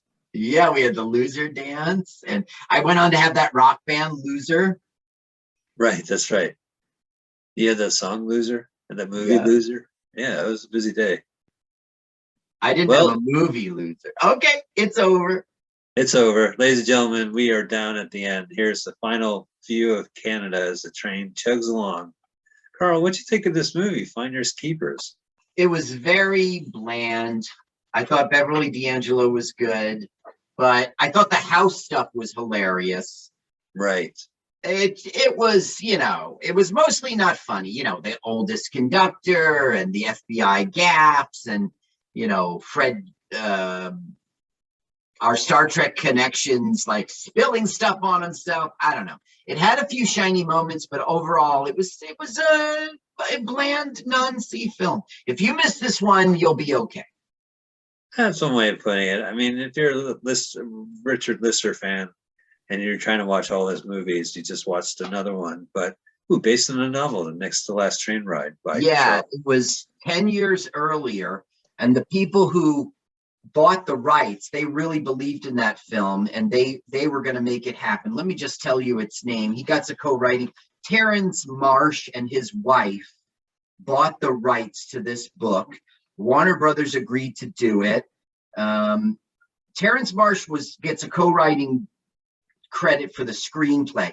He wanted to direct it, but everyone told him, listen, just get someone who knows what they're doing. You want this to be it. So he did. Huh. Well, there it is. The list of cast of characters, the last credit. And now we want to thank Alberta and British Columbia for pretending to be American. Yeah, thank you guys. Why don't you just become our 51st state? We'll have you. Come on, guys. Let's be friends. Didn't the Canadians fight in the war? Can you do like anyway? Yeah. All right. Well, there you go. A little known Richard Lester movie.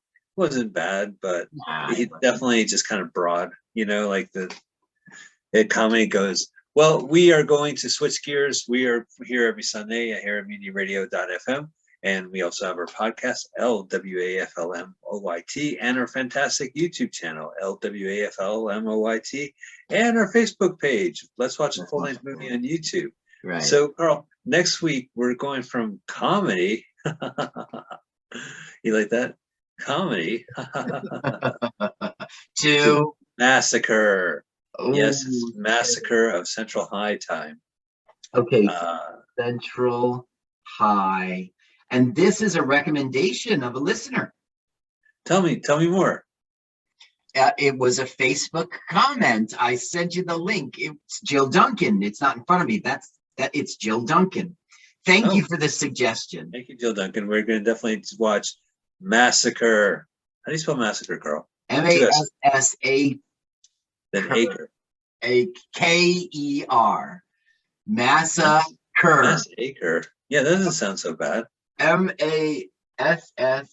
Okay, I'll just say. Who doesn't want an acre? Trailer. Massacre. Central High. All right. When you know how to spell something, just say it into your speech recognition. Oh, well, I'm using my PlayStation. Here, I'm at war with the army. What number PlayStation is that? This is the 4. What says you? I found it. It's MASSACRE, Massacre. And we like Synapse Films, I guess. Okay. All right. Do you want to do the audio and we'll rock it? Okay, I will do the audio. Okay, so everybody find Massacre at Central High 1976 theatrical trailer. We like the channel Synapse Films. Press play and hit pause and slide it back to 000. I'm turning my sound all the way up. Great, thank you, Carl. Okay. Oh yeah, please don't mention it. Are you ready? Yeah, of course. 3. You don't have it. You're queued up. 3, 2, 1, go. Welcome. Wow. Well, thank you. The interiors look like they're cars. Ooh, Yeah. they got cool cars. There's no adults in this movie. Oh, You do it. You are watching it. I am. They just blew up a car and then it said Massacre. Oh, look, it's Squashua. Who put the swastika on my locker? The inner crowd. So it's Nazis. Ooh, hey, she's from Eight Is Enough. She's Mary. Yeah. Oh, there's Jerry O'Donnell. Oh no. Massacre at the library. Oh. Teenage boobies. Guys don't know how to fight a chair. Yeah. Yeah. And another thing. And another And, oh, right, they're going to blow up the school. You're playing with fire, dude. Yeah, it's not really playing with fire if it's arson. It's more work. He goes, no. Hey, you're not talking one of your stooges. Excuse me, Curly? Hey, I'm not a stooge. Look at that. They hit the hippie. Whoa, there's budget, right? Yeah. Whoa, there goes the van. Oh, Wow. my DoorDash. My Imagine DoorDash that club. sex in high school. That's cray. Oh, you saw some balls on that guy. You check out the balls on that guy? No, I didn't. But what he did in that scene shocked me. Electrifying. We're at the dance. He glided Oh, through it. Cooper. Look, he's got a boom. Wow, this movie kicks ass. This is going to be a lot to look at. Oh, Yes. that was Oh, typical boy. Jill Duncan. This whole movie. Oh, look at that. Boom. 2 thumbs up, Ted Kaczynski. There. 2 thumbs up, Jeffrey Dahmer. All right, ladies and gentlemen, next week we're going to be watching Massacre at Central High. A psychotic boy in high school blows up his enemies. Nothing to do with Heathers, I guess, but it's from 1976. We're looking forward to it next week. Check it out. And always check us out. Check out Mutiny Radio. Thank you so much for being part of our day, your day as well. Carl, thanks so much for those Let's research and getting these films up on YouTube. It's beautiful. Full-length movie. Mike. On YouTube with Mike Spiegelman. Let's watch a full-length movie. On YouTube with Mike Spiegelman.